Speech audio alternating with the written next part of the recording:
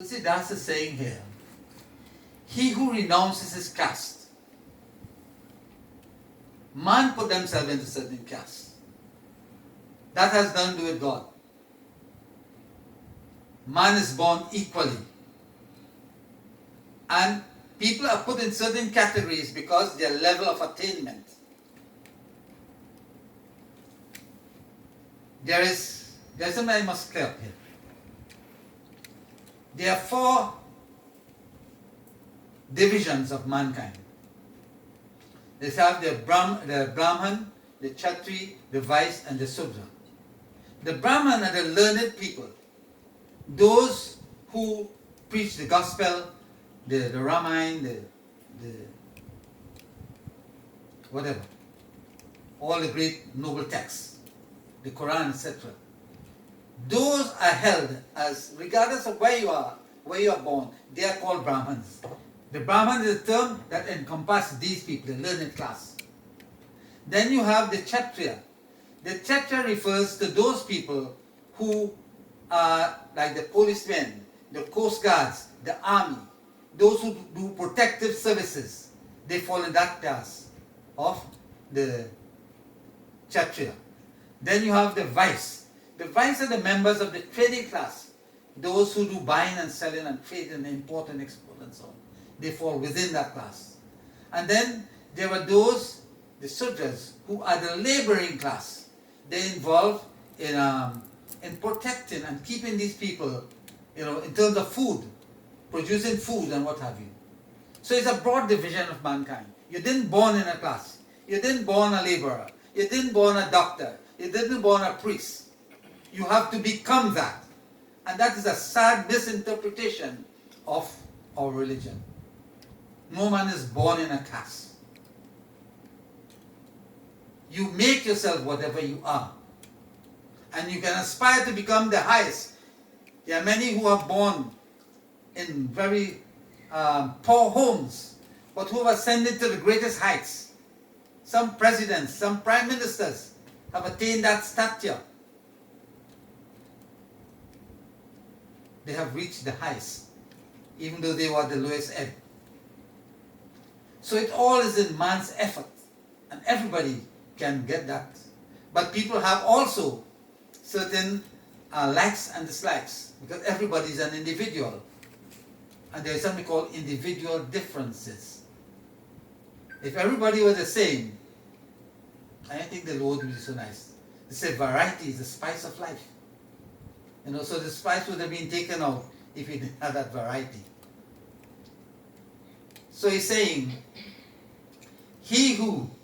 that person who renounces his caste, his kinsmen, his wealth, his duty, his glory, his dear and near ones, his happy home. I know this sounds crazy, I'll tell you something. He says, Sabatajituma hirahi lawalai tehike hidai rahu ragudai. He says, and those who treasure in their soul yourself alone, those who treasure in your soul you alone, my Lord. If I have you alone, there is nothing else that I need. You are everything for me. And you might wonder, is it saying that one should discard one's duty, or your mother or your father or whatever? We have a duty and we must maintain that duty. But in the process of doing that, that is not the be-all and end-all. We all have a duty to perform, and we cannot shirk that responsibility. We must do it. You can't say, well, look, I want to go in Himalayas and meditate, so I leave my wife and children and go on my business. They see what it's said, because I want to be a spiritualist. It doesn't work like that. You can do everything at home. Lord Krishna says, if you eat for me. If you work for me. Whatever you make for me. In other words, he says, assuming I'm making this microphone, I'm making this as though I'm making it for God.